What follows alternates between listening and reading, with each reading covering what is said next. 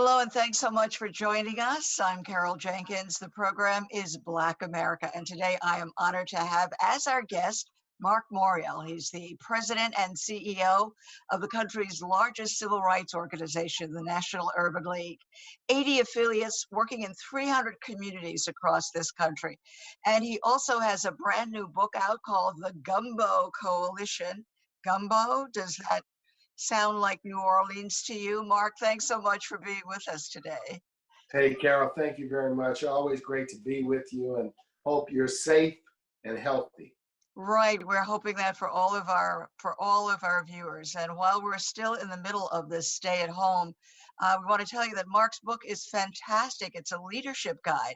And I am intrigued by, well, you have such a great family history, and I'm thrilled to be married into that family as well. My baby cousin, Michelle, from CBS News, is his wife, so I'm related in some way.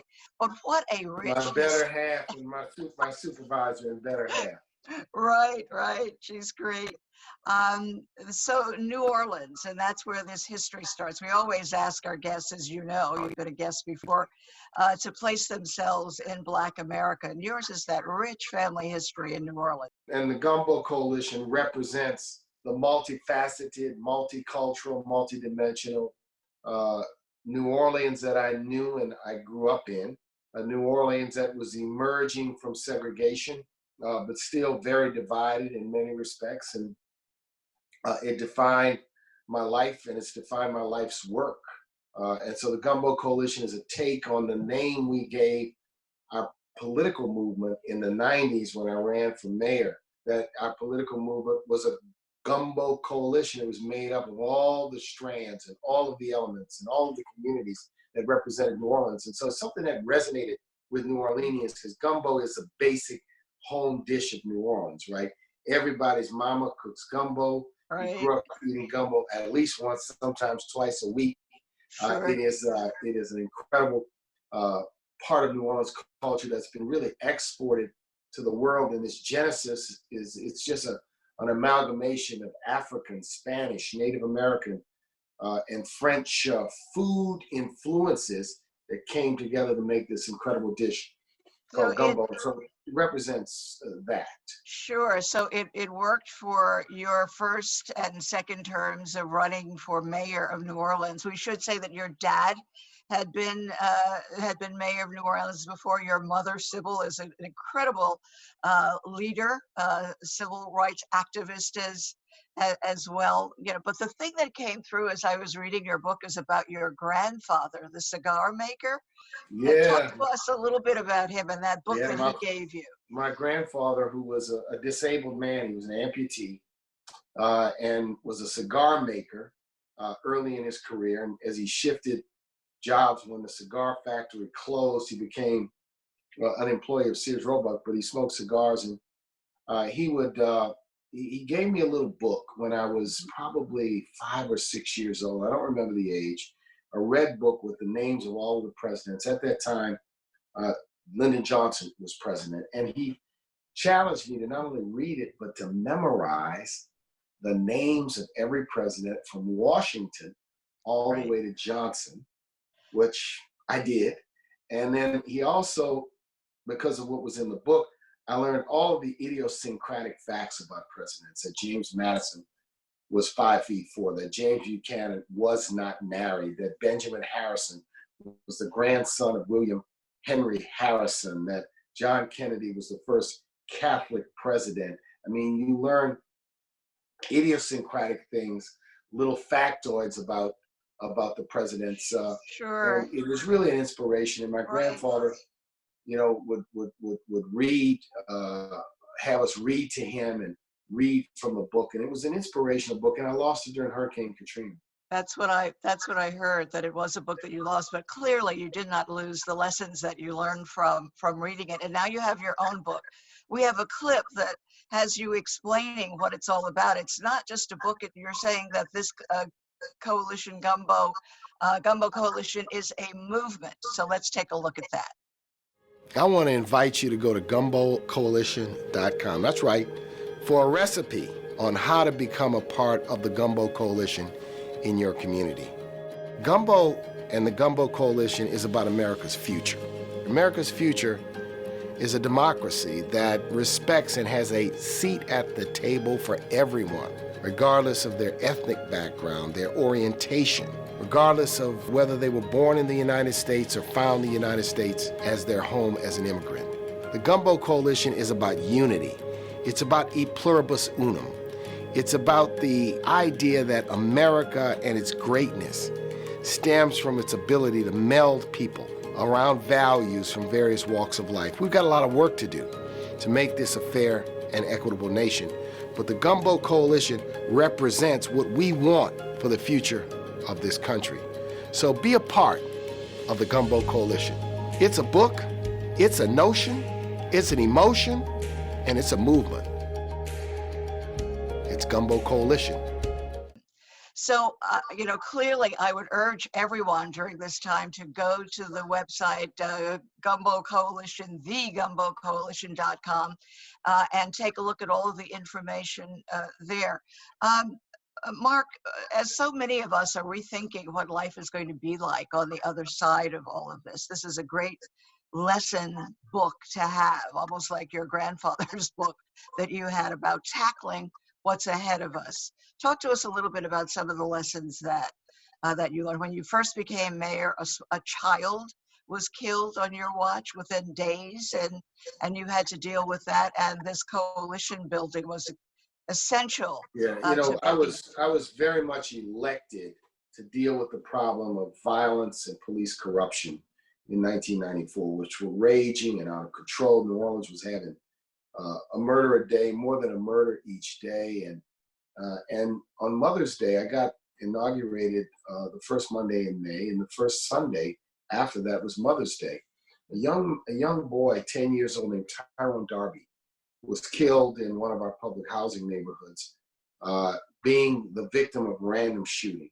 This young man had just written a letter to President Clinton and had gotten some public attention for this, and then all of a sudden he was dead. Well, I knew as I became mayor, I needed to start fast. I needed to be aggressive. I needed to put my plan and my ideas on the table. But when young Darby was killed, what struck me is that we had to move immediately. So less than a week and a half later, we announced a comprehensive plan, which included moving police officers from desk jobs to the streets, beginning to institute a community policing program, putting in place a curfew for young people, and dramatically expanding the number of summer jobs, recreational opportunities for youth. It was not just a just say no plan. Sure. It was a just say yes plan. And that's one of the lessons in your book, though. When you talk about having a plan and that you have to move on it pretty fast. And one of the things that I love in it too is that you have to over communicate what it is that you're doing. Most of us think when we've said we're doing this, that everybody gets it. And what's clear from your experiences, that's not the case. And also for running the Urban League too. As a communicator and as a professional communicator that you are, every plan we ever instituted had a communications component to it. And it was designed to, I call over communicate, which meant to over explain. Right. To over explain what we were doing, why we were doing it, what we sought to achieve, what the costs were. And it was designed to do the communicating both through the utilization of media, television, press conferences, earned media, radio, editorial board meetings, but it was also designed to communicate to groups and interest groups. I convene ministers, I convene business leaders, I convene labor leaders, I convene community activists, I convene youth leaders. I convened what I call the pro-police constituency in New Orleans and the police skeptics in New Orleans, to convince them that the plan was comprehensive and that the idea was that we needed to try something different, and that I was going to be extremely assertive and aggressive in ensuring that the plan would get the results. So it was the beginning of multiple plans, but the lesson is you've got to have a plan, You've Right. got to over communicate the plan. You've got to know the goals. And sometimes these plans are put together very quickly. Sometimes they're put together over a longer horizon. There's no magic. Sometimes you do a plan in 24 hours. Sometimes you might have a task force or a work group that might take 6 months to put a plan together. But the idea is to give you the energy, the ammunition, and the direction to move. And I use an analogy in the book that speed without direction is meaningless. Right. And I like the distinction between two terms. One is motion. You can be in motion or you can be in movement. And the whole idea is we need to move things, not just have the appearance of movement. And that basic discipline of planning, of over communicating has affected how I think about leadership, transformation, change, doing new things.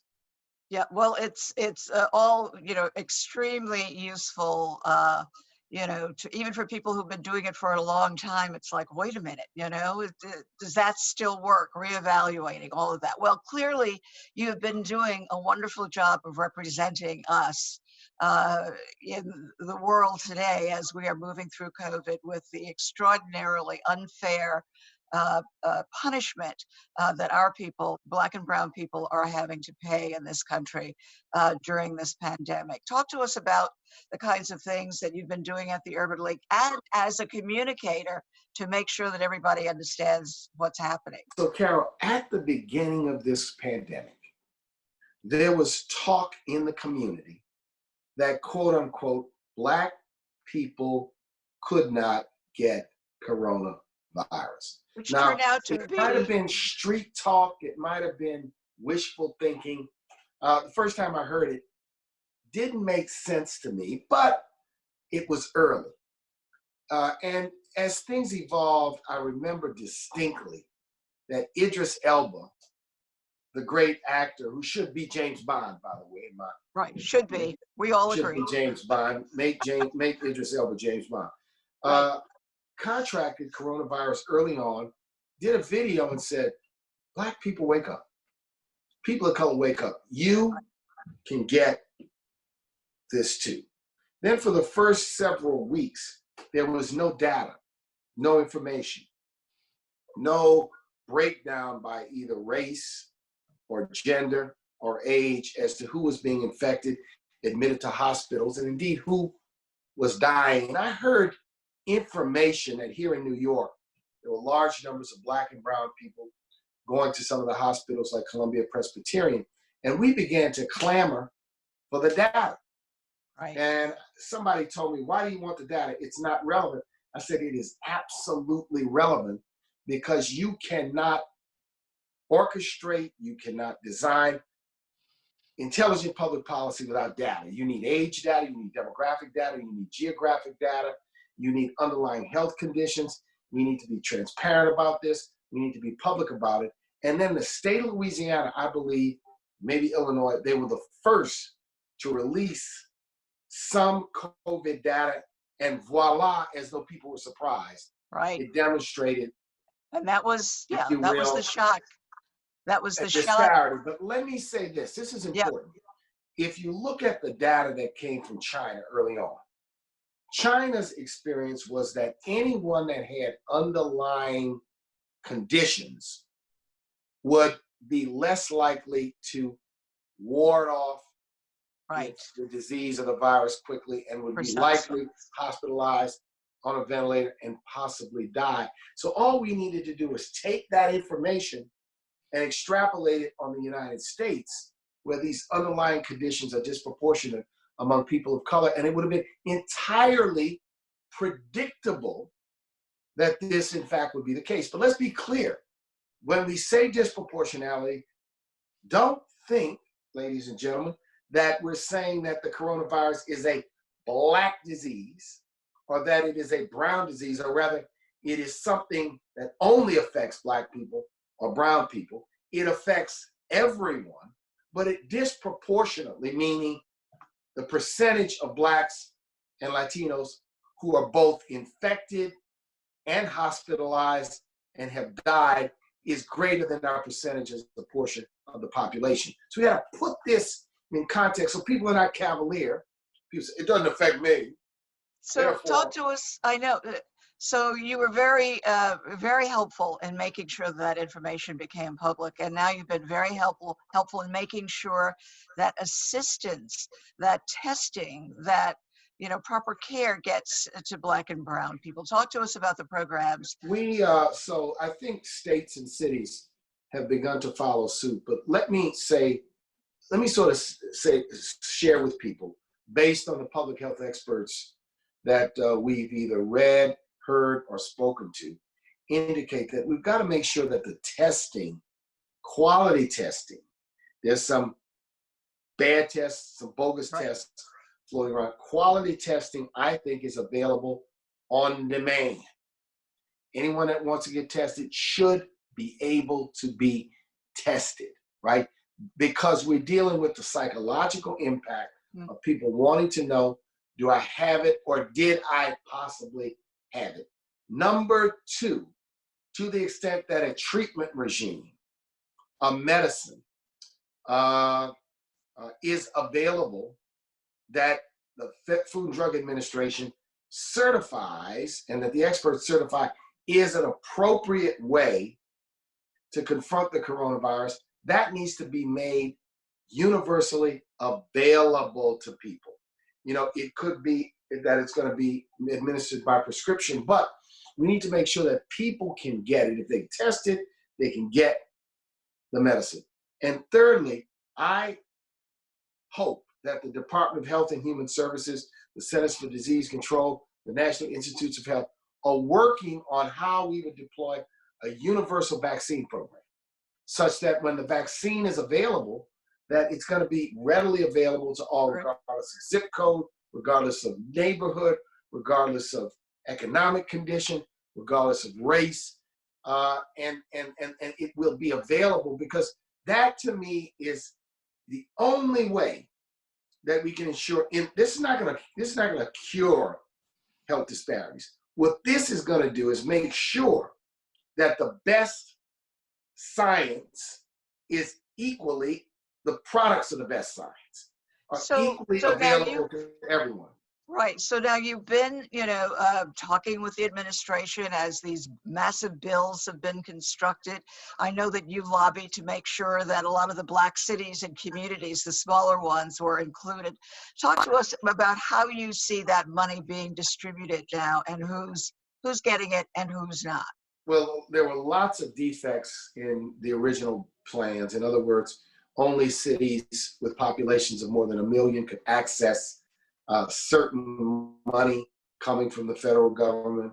The Paycheck Protection Program, which was designed for small businesses, was for the most part kind of hijacked by some larger publicly traded businesses.